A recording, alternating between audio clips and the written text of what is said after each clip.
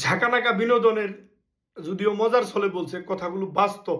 হাসিনা যদি হয় স্বৈরাচার, জামাত শিবির যদি হয় রাজাকার, লাঙ্গল যদি হয় পোল্টিবাস, এনসিপি যদি হয় চান্দাবাজ, ইউনুস যদি হয় সুদখোর, তারেক রহমান যদি হয় খাম্বাচোর, তাহলে আপনি আর আমি কি মক্কার খেজুর? যখন বৃষ্টি হয় তখন 10 টাকার রিক্সা ভাড়া 50 টাকা নেই, 5 লিটার দুধের সাথে 2 লিটার পানি মিশিয়ে দেই। দেশে কোনো সংকট দেখলে নিত্য পণ্যের দাম বাড়িয়ে দেই, ওজনে কম দিয়ে কাস্টমারের কাছ থেকে 1 টাকাও কম রাখি না। চেম্বারে রুগী আসলে নানা ধরনের টেস্ট ধরিয়ে দেই। স্কুলের শিক্ষার্থীদের ঠিক মতো পড়াই না, কিন্তু প্রাইভেট না পড়লে পরীক্ষার খাতায় নাম্বার কম দেই।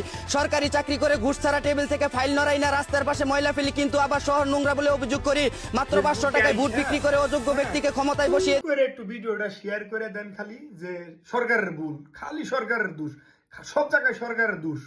আমি আপনি কি দুধে দেওয়া তুলসী পাতা? আগে জনগণকে ঠিক করতে হবে, আগে নিজেকে শুধরাইতে হবে, তারপরে সারা সরকারের দোষ দেওয়া যাবে, তাই না?